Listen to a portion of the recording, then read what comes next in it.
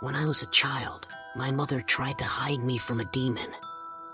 From beneath a heap of blankets, I listened to the storm pass through. The forest groaned in the wind, hail rattled against the wood plank roof, and my mother huddled against me, telling me a fairy tale that I already knew by heart. Once upon a time, there lived a brave queen and her son, the handsome young prince.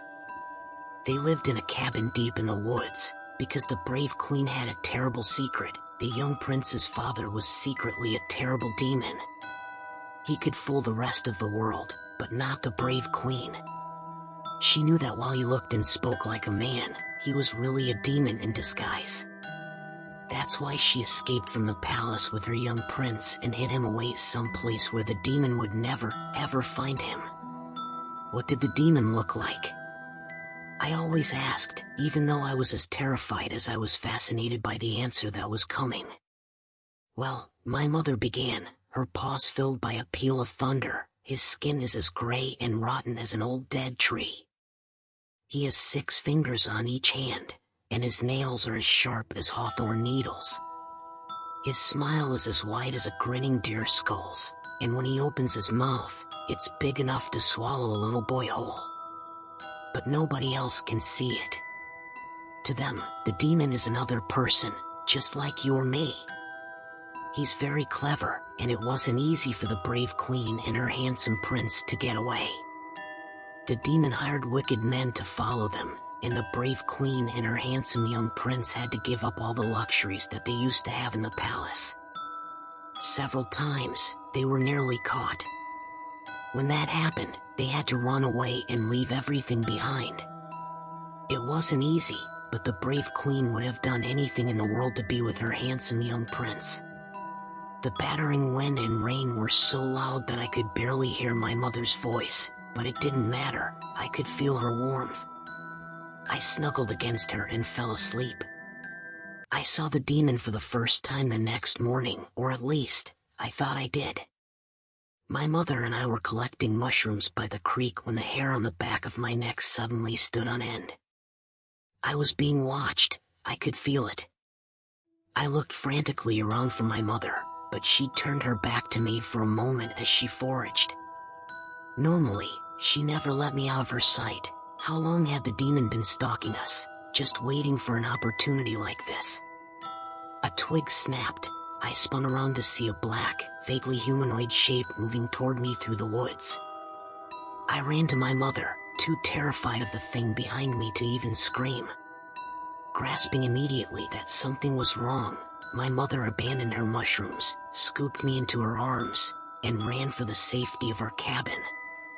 No demon came crashing through our door, but when we returned to the creek a few hours later, the mushrooms and basket were gone. My mother had always carried a pistol in her belt, but after that, she kept it drawn in her hand.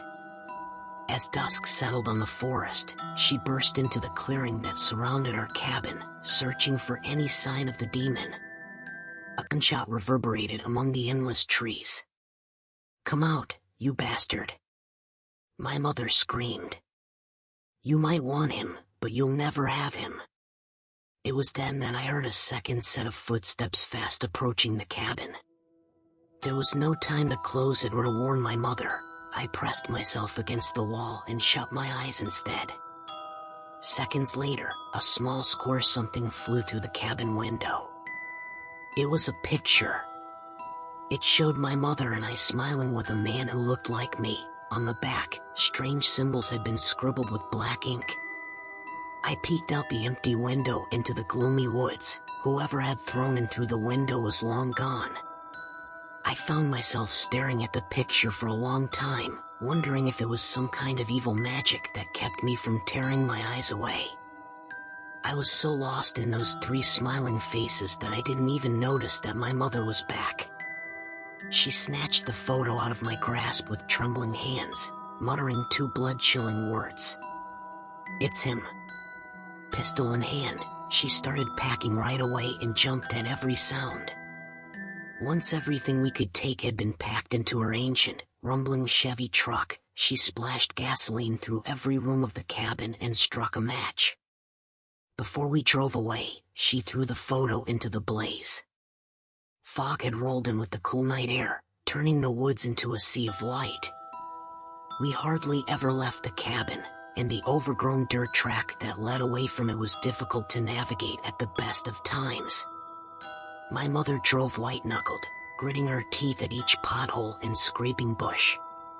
To me, their thorns sounded like the claws of a demon.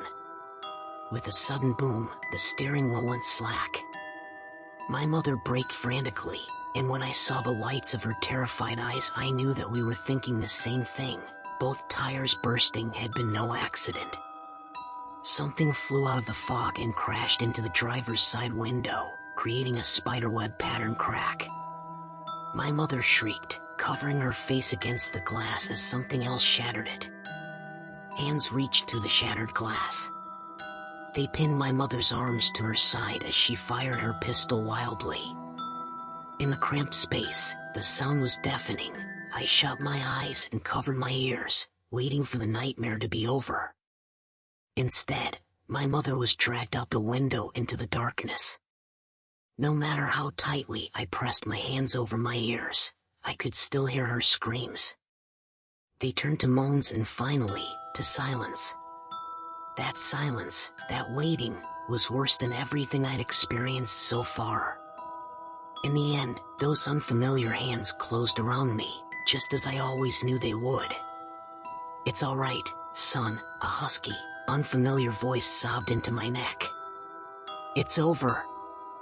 It's finally over." The case was quite sensational for its time.